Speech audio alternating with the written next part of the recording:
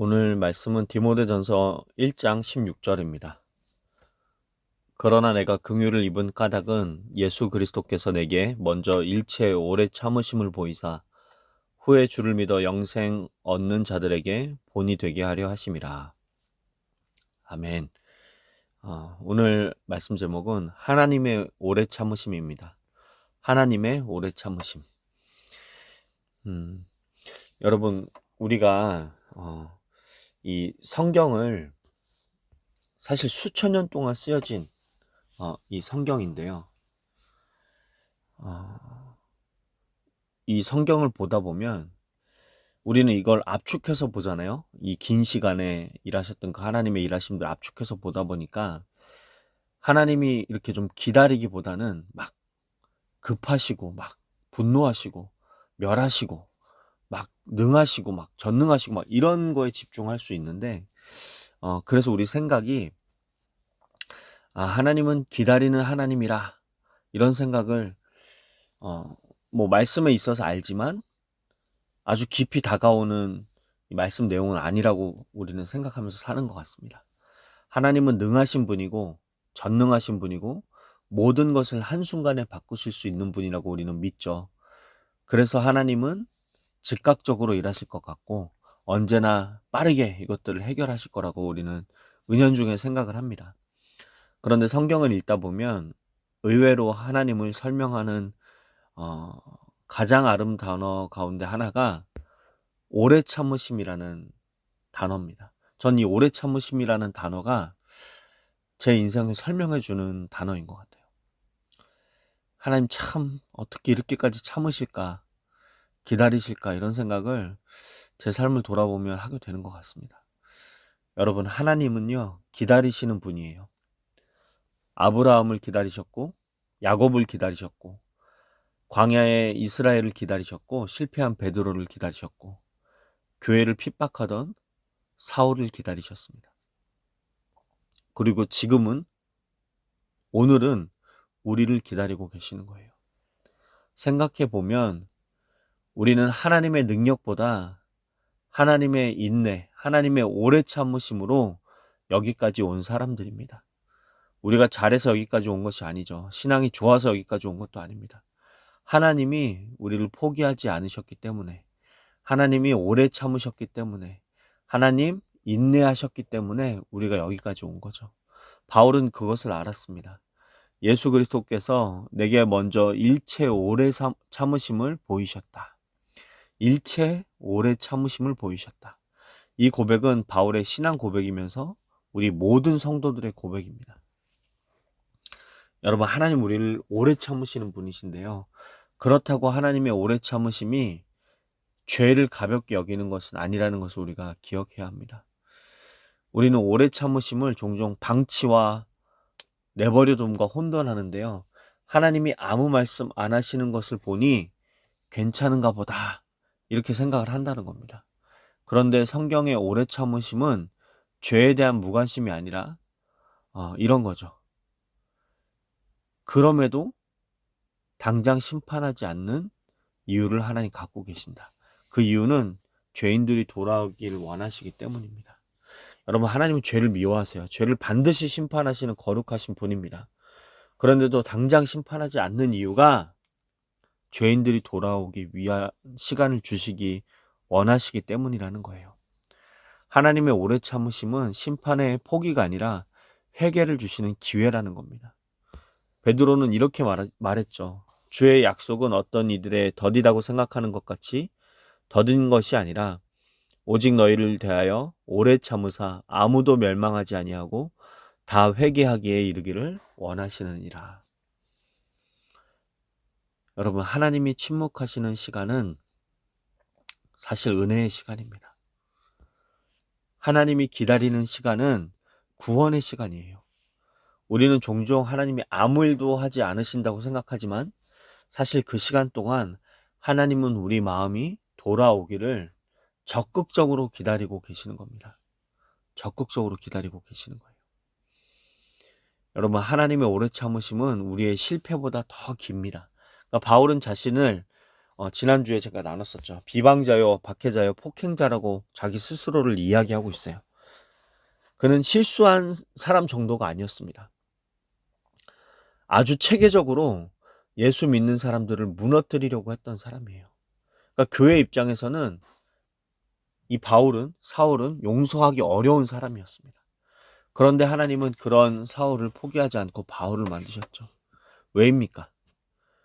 하나님의 사랑은 사람의 판단보다 더 온전하고 길기 때문입니다. 우리 사람은 쉽게 결론 짓죠. 저 사람 안 변해. 저 사람 끝났어. 그런데 하나님은 그렇게 말씀하시지 않습니다. 하나님은 사람이 끝이라고 말하는 자리에서도 하나님의 이야기를 계속 써 내려가시는 분이에요. 다메섹으로 가는 길에 사울은 자신이 하나님께 쫓기고 있다고 생각하지 않았습니다. 하나님의 사랑이 나를 따라오고 있다고 생각하지 않았어요. 그런데 사실은 하나님께서 그를 포기하지 않고 끝까지 따라오고 계셨습니다. 여러분 생각해보면 우리의 인생에도 그런 시간이 다 있습니다. 기도하지 않았을 때가 있고 예배를 멀리했던 때가 있고 세상의 마음을 완전히 빼앗겼을 때도 있습니다. 그런데 하나님 우리를 놓지 않으신 거죠. 우리가 하나님을 붙들고 있었던 것이 아니라 하나님이 우리를 붙들고 계셨던 겁니다. 구원은 인간의 신실함보다 하나님의 신실함에 기초하는 거죠. 사실 보다가 아니죠. 비교할 수 없죠. 인간의 신실함은 이룰 수 있는 게 사실 없어요. 뭐 교만함 정도는 이룰 수 있겠죠. 하지만 하나님의 신실하심이 우리를 구원의 길로 인도한다는 겁니다. 그래서 성도는 자신의 믿음을 자랑하지 않고 하나님의 오래 참으심을 자랑해야 하는 거죠. 여러분, 이 하나님께서 우리를 기다리시고 오래 참으시는 이유가 우리를 또한 믿음의 본으로 세우길 위함이십니다. 오늘 바울이 놀라운 이야기를 해요. 후에 주를 믿어 영생 얻는 자들에게 본이 되게 하려 하심이라.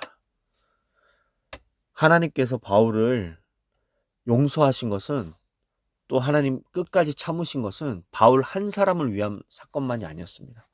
하나님의 오래 참으심을 하나의 증거로 남기기 위함이었던 거죠. 이런 사람도, 교회를 밖에 했던 사람도 구원받을 수 있다. 이런 사람도 변화될 수 있다. 이런 사람도 하나님의 사람이 될 수 있다. 이 본보기를 하나님 만드신 거예요. 바울의 삶은 하나님의 인내가 얼마나 긴지 보여주는 살아있는 간증이 되었습니다. 그래서 교회는 완벽한 사람들의 모임이 아닙니다. 하나님의 오래 참으심으로 여기까지 살아남은 자들의 모임이고 공동체인 거죠.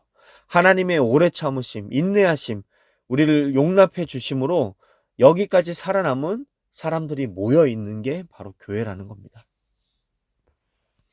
우리는 모두 누군가에게는 바울입니다. 누군가는 우리를 보면서 희망을 얻을 수 있어요. 저 사람도 회복됐구나.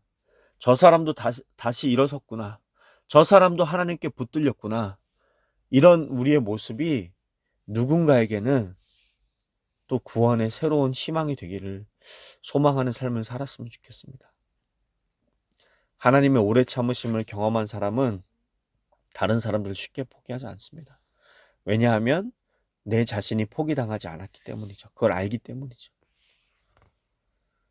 여러분, 우리가 가끔 인생을 돌아보면서 이런 생각을 할 때가 있습니다. 하나님, 왜 저를 아직도 사랑하십니까? 하나님, 왜 저를 포기하지 않으셨습니까?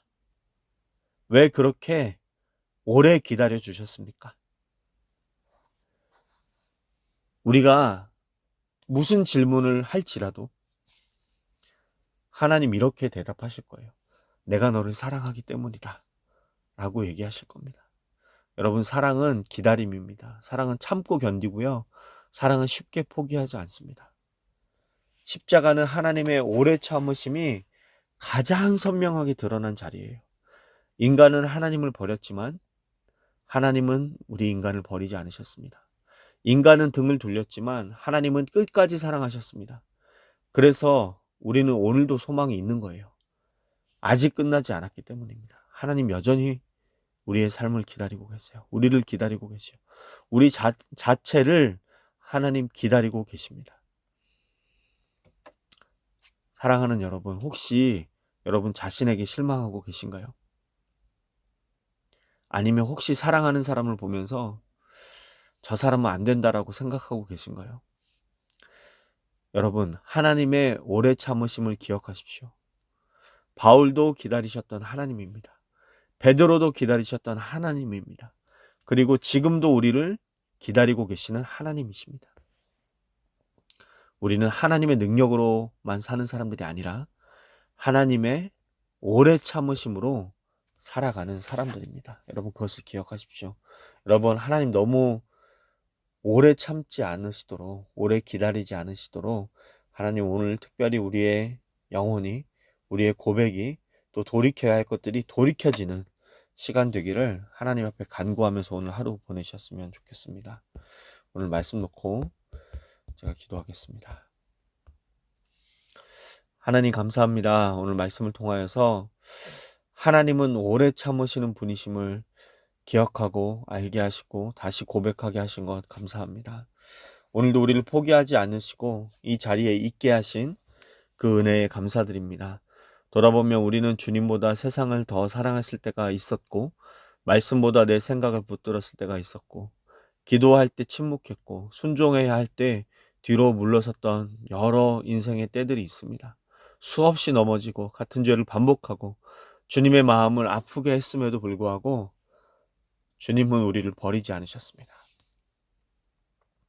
우리의 신실함 때문이 아니라 하나님의 오래 참으심 때문에 오늘 우리가 여기까지 왔음을 고백합니다.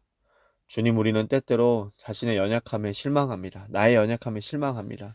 왜 아직도 이 모습인지, 왜 여전히 부족한지, 왜 쉽게 변하지 않는지 낙심할 때가 많이 있습니다. 하지만 그때마다 우리를 가장 오래 참으시고 용납하시고 받아주신 그 십자가를 바라보게 하여 주시옵소서. 우리의 죄보다 크신 사랑, 우리의 실패보다 깊고 깊은 긴 그 인내, 우리의 연약함보다 더 강한 은혜가 우리의 삶에 있음을 기억하게 하여 주시옵소서. 하나님, 무엇보다도 우리 안에 하나님의 성품을 닮은 인내를 허락하셔서 상처를 주는 사람 앞에서도, 기다림이 길어지는 상황 속에서도, 응답이 더디게 느껴지는 순간에도 하나님을 신뢰하며 끝까지 믿음으로 서 있게 하여 주시옵소서. 주님, 우리가 오늘 다시 고백합니다. 우리가 주님을 붙들고 살아온 것이 아니라 주님께서 우리를 붙들고 여기까지 인도하셨습니다. 주님, 제가 여기 올 수 있었던 것은 저의 힘이 아니라 저를 끝까지 포기하지 않으신 하나님의 은혜였습니다. 이 고백을 평생에 드리는 우리 인생들 다 되게 하여 주시옵소서. 감사드리며 예수님의 이름으로 기도드렸습니다. 아멘.